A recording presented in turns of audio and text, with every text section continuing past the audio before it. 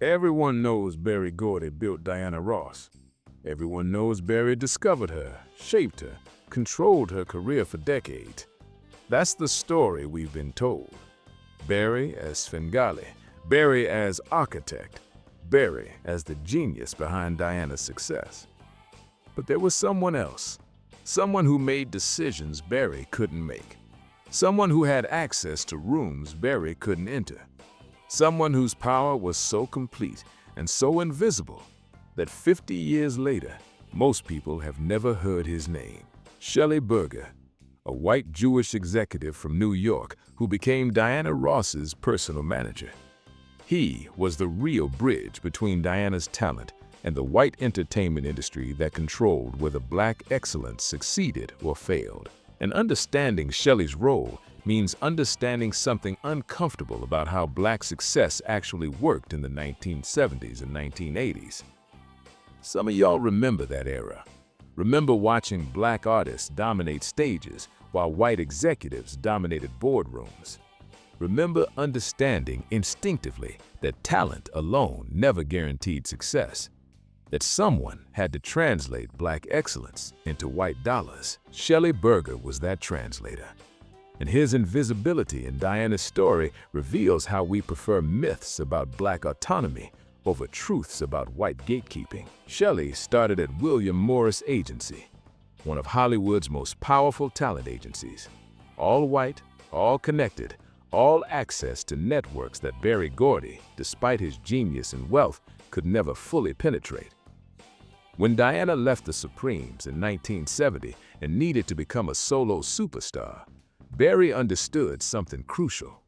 Diana needed someone who could walk into rooms where Berry's blackness made white executives uncomfortable. That's where Shelly came in, 1971. Right as Diana's solo career was launching.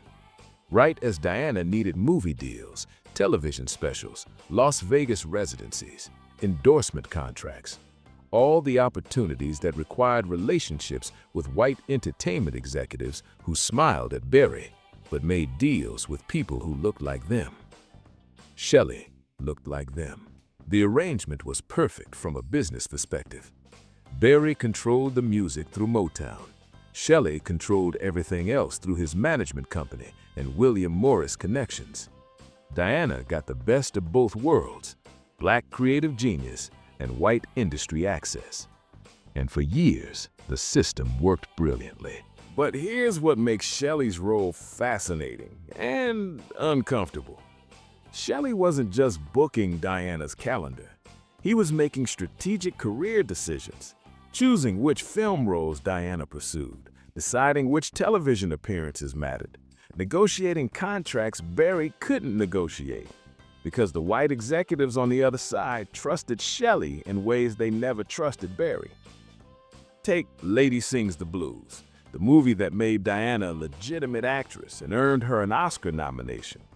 Berry produced it through Motown Productions, but Shelly negotiated the Paramount Pictures distribution deal. Shelly navigated the Hollywood politics. Shelly made sure Diana got consideration as a serious actress, not just a recording artist trying to act. The white studios listened to Shelly. They humored Berry. Some of y'all understand that dynamic viscerally, have watched white colleagues get credit for black people's ideas, have seen white intermediaries become necessary translators between black talent and white power, have lived the reality that excellence isn't enough when the people controlling resources won't recognize it unless someone who looks like them validates it. Shelly's power grew throughout the 1970s as Diana's career expanded beyond music into film, television, fashion, endorsements. Shelly's role became more central. He was the bridge, the validator, the white face that made white industry executives comfortable investing millions in a black woman's career. And that role, that necessity, reveals something we'd rather not acknowledge about how black success happens in white-controlled industries. Berry and Shelly's relationship was complex. They needed each other. Berry needed Shelly's access. Shelly needed Berry's creative genius and Diana's talent. But the power dynamic was never equal. Shelly could always pick up the phone and reach studio heads, network executives, major investors who wouldn't take Berry's calls directly. That access was currency, and Shelly controlled the exchange rate. Diana existed in the middle of this dynamic, black woman navigating between black creative control and white industry power. Berry shaped her artistically, Shelly shaped her commercially, and Diana learned to work both relationships, understanding instinctively that her success required both men's different kinds of power. But history has erased Shelly almost completely. Diana Ross retrospectives focus on Berry. Documentaries detail Berry and Diana's relationship exhaustively, and Shelly, the white man who actually controlled much of Diana's career trajectory, disappears from the narrative. Why? Because acknowledging Shelly means acknowledging uncomfortable truths about black success requiring white validation, about black talent needing white gatekeepers, about the limits of black power even at its peak. What did Shelly actually control? How much power did he wield? And what does his erasure from history reveal about the stories we tell ourselves about black success in white industries? Understanding Shelly Berger's actual power requires understanding what doors opened for Diana that never would have opened for Berry alone.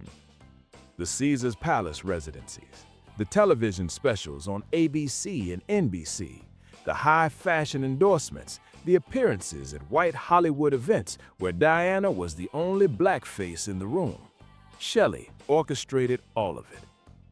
Caesar's Palace in Las Vegas was white entertainment establishment in the 1970s. Getting Diana booked there wasn't just about talent, it was about relationships. Venue owners trusted Shelly. They knew him from New York circles, spoke the same language. Berry could have called Caesar's Palace directly, but the executives would have been polite and distant. Would have told Berry they'd consider it and then book someone safer. Shelly called, and they booked Diana immediately. That's white access. That's the power Berry's genius couldn't overcome. Diana's television specials required negotiations with white network executives who controlled American television. Berry could produce the content, but Shelly negotiated the deals. Shelly convinced executives that Diana Ross specials would deliver ratings. Some of y'all remember watching those specials, thinking Diana had broken through, had transcended, and Diana had. But that success required a white man walking in the rooms and convincing other white men that investing in Diana Ross was safe, profitable, worthwhile. That's the truth history doesn't want to preserve. The Mahogany film deal in 1975 showed Shelly's power clearly. Paramount Pictures was hesitant, concerned about investing millions. Shelly negotiated the deal, convinced Paramount. Berry made the movie, but Shelly made the movie possible. The dynamic created strange situations. Diana would attend events with Shelly, not Berry, would be photographed with Shelly at Hollywood parties, and Berry, the actual architect of Diana's career, would be invisible, present in the music, absent from the rooms where deals happened. Some historians argue Shelly was just doing his job, but it misses the deeper truth that Shelly's job existed because Berry's blackness limited his access. Success required intermediaries whose racial identity granted them trust that talent alone never could. Berry understood this reality completely, had built Motown partly by making white people comfortable, but even Berry couldn't open certain doors because the doors, the calls, the deals all led to rooms where blackness was tolerated only if translated by whiteness. Diana navigated this reality with calculated precision, knew when to defer to Berry's creative vision and when to depend on Shelly's industry access, knew both men were necessary and neither was sufficient, and Diana played both relationships expertly. But the psychological cost was real. Diana was exceptional talent requiring white validation. Success dependent on a white man's willingness to vouch for her value. That reality shaped how Diana understood power, success, and her own worth. What happened when Diana's career stumbled, when projects failed, and how did Shelly's power shape decisions that hurt Diana's long-term legacy? Shelly Berger's power came with costs Diana didn't fully understand until they'd already been paid.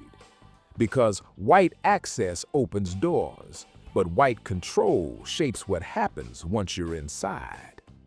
And Shelly's influence pushed Diana toward choices that served commercial success over artistic integrity. The Wiz in 1978 demonstrated this dynamic painfully. Diana was 34 years old, too old to play Dorothy convincingly. But Shelly saw the commercial opportunity.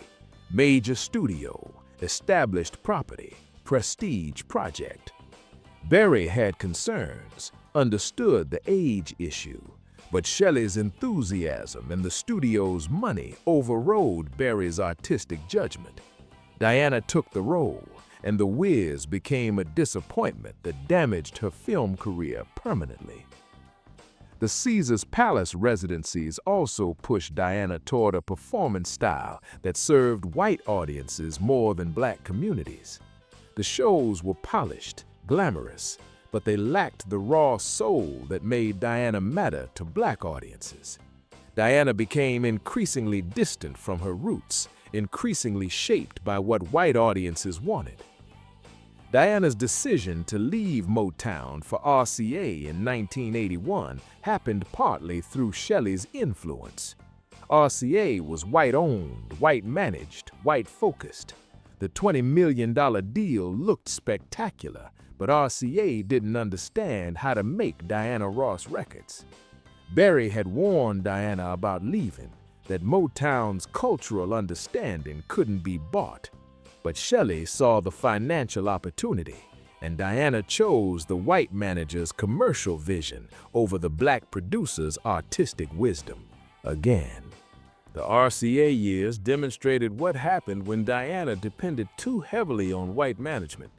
The albums started strong but gradually declined. The production felt generic. The material lacked cultural specificity.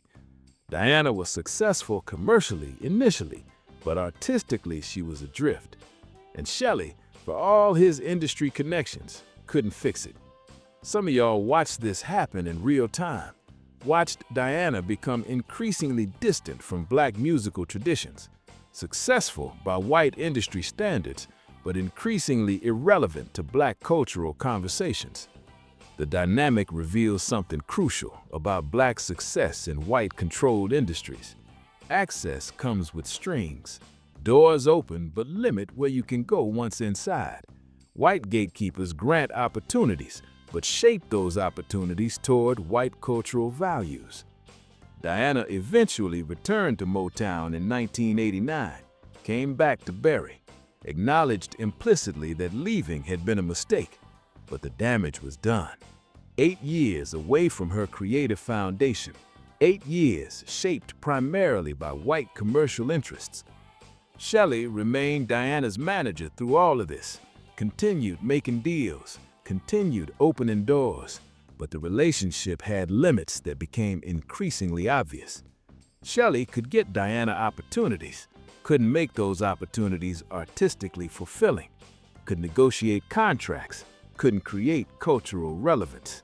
Shelly Berger's role in Diana Ross's career reveals uncomfortable truths about black success in white America, about the necessity of white gatekeepers, the cost of white validation, about how black excellence requires white translation to reach its full commercial potential. Shelly wasn't evil. He worked hard for Diana, opened doors she couldn't have opened alone. By conventional standards, he was excellent at his job. But his job existed because white supremacy created industries where black talent required white representation to succeed. That's the uncomfortable part. Not that Shelly was bad at what he did, but that what he did was necessary. That Diana Ross couldn't navigate the white entertainment industry alone. that Berry Gordy couldn't open all the doors his artist needed, that black excellence required white intermediaries to reach white audiences and white money.